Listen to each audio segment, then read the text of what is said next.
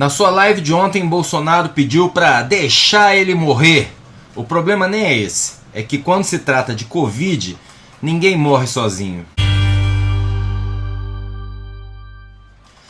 Salve galera, eu sou o Maurício Ricardo. Antes do tema principal, eu quero fazer um convite para você. Nessa segunda-feira, às 19 horas, eu vou receber aqui no canal o meu amigo Pablo Peixoto, do canal 4 Coisas, link na descrição, para falar sobre Beatles. Ele é bitomaníaco, eu também, e nós vamos bater um papo sobre a série em 3 capítulos Get Back, dirigida pelo Peter Jackson, da trilogia Senhor dos Anéis. São dezenas de horas de filmes recuperados da época da gravação do álbum Let It Be em 1969. E se você é fã dos Beatles ou quer saber mais sobre esse documentário que pegou isso tudo e transformou em 3 episódios em cartaz no canal Disney Plus, prestigie o nosso papo. Queria também retomar bem rapidamente o meu assunto de ontem. Eu critiquei a postura do PT de votar a favor da PEC dos precatórios. Teve militante petista me chamando de burro ou canalha por causa disso. Burro por não ter entendido a estratégia política de contenção de danos. O PT teria votado porque com alterações a PEC era a melhor solução para o problema do auxílio emergencial. Seguindo a mesma linha de raciocínio, o jornalista Reinaldo Azevedo fez colunas para a Folha e para o UOL, abordou o tema no seu programa de rádio na Band, também defendendo a postura da bancada petista no Senado. E o título da coluna do Reinaldo no UOL, inclusive, foi PEC dos precatórios. Política é para adultos, crianças fiquem no parquinho. Bom, se tem um comentarista político que a gente deve ouvir quando elogia o PT, é o Reinaldo Azevedo. Ele simplesmente inventou o termo petralha nos seus tempos de revista Veja. Escreveu livros sobre a corrupção no PT. E ele é um bom exemplo do que eu digo aqui sempre. As pessoas, especialmente jornalistas, não podem estar a serviço cego de uma pauta pessoal. O Reinaldo mudou muito sua visão política nos últimos anos. Pode-se questionar as razões, mas pelo menos não virou um bolsominion como outros colegas da Veja que hoje estão na Jovem Pan ou na revista Oeste. Mas a coisa fica um pouco mais complicada quando a presidente do PT, Gleisi Hoffmann, vai ao Twitter para dizer o seguinte: aprovação da PEC dos precatórios no Senado, com ou sem emenda, é um erro político, prejudica o país e não garante proteção aos mais pobres. Nada foi discutido com a direção do PT. Correta é a posição da bancada do PT na Câmara contra esse absurdo. Reinaldo Azevedo, mais alinhado com a militância linha dura do PT que a própria presidente do partido, significa. Eu, que venho falando da virulência das militâncias ultimamente, deixo como um convite à reflexão. Nem tudo tem só um lado, nem toda crítica tem pauta oculta. Às vezes é só uma crítica pontual mesmo, visando a melhoria, não a destruição. Ou, por que não, visando mostrar um outro lado da questão, dando a quem ouve ou lê a opção de mudar de ideia ou de consolidar a sua opinião. Meu vídeo de ontem foi o menos assistido dos últimos meses nesse canal e confirmou o que eu até já disse aqui antes. Falar mal do Bolsonaro é um nicho de mercado. Muitas das pessoas que me assistem vêm até aqui para me ouvir criticar o governo. Ainda bem que esse canal está longe de ser a minha principal fonte de receita.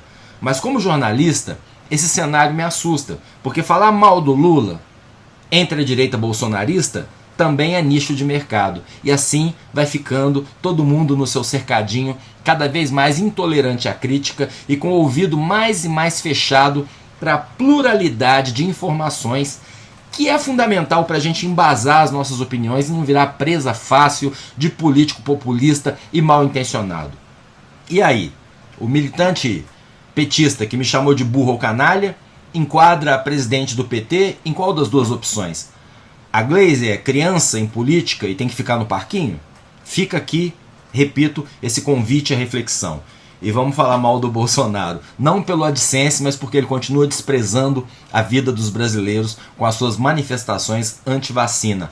Na live das quintas-feiras de ontem, ele disse o seguinte, assiste aí. Muita gente, de esquerda em especial, querendo a minha morte. Você quer a minha morte? Por que fica querendo exigir que eu tome vacina? Deixa eu morrer, o problema é meu. Tá? Agora, para todos os brasileiros, nós disponibilizamos vacina. E é facultada a vacina. Então, a gente está vendo a Europa e os Estados Unidos desesperados pelo fato de que a corrente antivacina está boicotando os esforços de combate à Covid. Uma fala dessas para o público cativo do presidente da República do Brasil é criminosa, é assassina. Deixa eu morrer, o problema é meu, diz ele. E ainda emenda dizendo que faculta, a palavra importante, a vacina para todos os brasileiros que querem se vacinar, obviamente. Não é só um erro como líder. Ele deve ser um dos pouquíssimos líderes mundiais que afirmam o que a gente tem a afirmação, certeza, só o cartão de vacinação dele, que tem sigilo de 100 anos, poderia nos dar, mas enfim, ele é um dos únicos líderes que não foram lá dar o exemplo, tirar o retrato tomando a vacina. E esse não é um problema só dele, como ele diz. No que depender de mim, sendo a vontade dele, eu deixo o presidente morrer. Mas além do problema do péssimo exemplo, existe outro. Estudos mostram, não só um estudo, vários estudos, que pessoas vacinadas transmitem o vírus muito menos do que os não vacinados. Enquanto uma pessoa vacinada que pega Covid, mesmo assintomática, transmite em média para 2 pessoas, aquela que não foi vacinada transmite para 4. Saiu até no Jornal Nacional isso. Mais uma razão para a gente abominar esse tipo de manifestação, que é estúpida, que é medieval.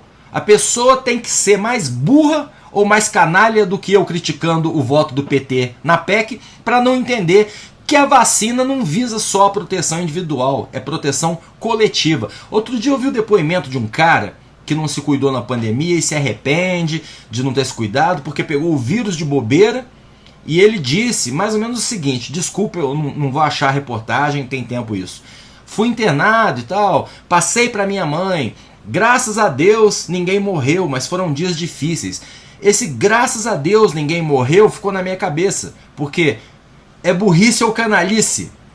Ele, no egoísmo dele, está feliz porque contaminou a mãe e a velhinha sobreviveu. Mas quantos outros foram contaminados? Gente que talvez ele nem conheça. Se uma pessoa contamina 4 ou 2 pessoas, dependendo de ser anti-vax ou não, imagina as contaminações em progressão geométrica. É claro que todo mundo que pegou Covid fez parte de uma cadeia de contaminação. Vai saber quantos morreram antes ou depois de você pegar a doença? Essa é uma das razões para a gente tentar ser minimamente responsável. Eu entendo que a vacinação avançou, os números de mortes caíram, eu entendo que a gente precisa voltar a uma certa normalidade, eu mesmo estou fazendo isso por necessidade, mas os cuidados continuam. Então eu, que acho de péssimo gosto desejar a morte de quem quer que seja, mesmo o Bolsonaro, só posso dizer do ponto de vista de saúde pública, numa estatística fria, que a morte dele, hipoteticamente, poderia sim salvar muitas e muitas vidas se ele pegar Covid. Da mesma maneira que a gente não erra ao afirmar que a insistência dele em propagandear remédios sem eficácia contra a Covid ajudou a matar milhares e milhares de brasileiros. Falar isso não é burrice e nem canalice. Eu sou Maurício Ricardo, sextor, aproveite seu fim de semana com cuidado, inscreva-se nesse canal, ative as notificações, deixe o seu like ou o seu dislike, seu comentário é sempre muito importante. Use máscara. Obrigado, profissionais de saúde.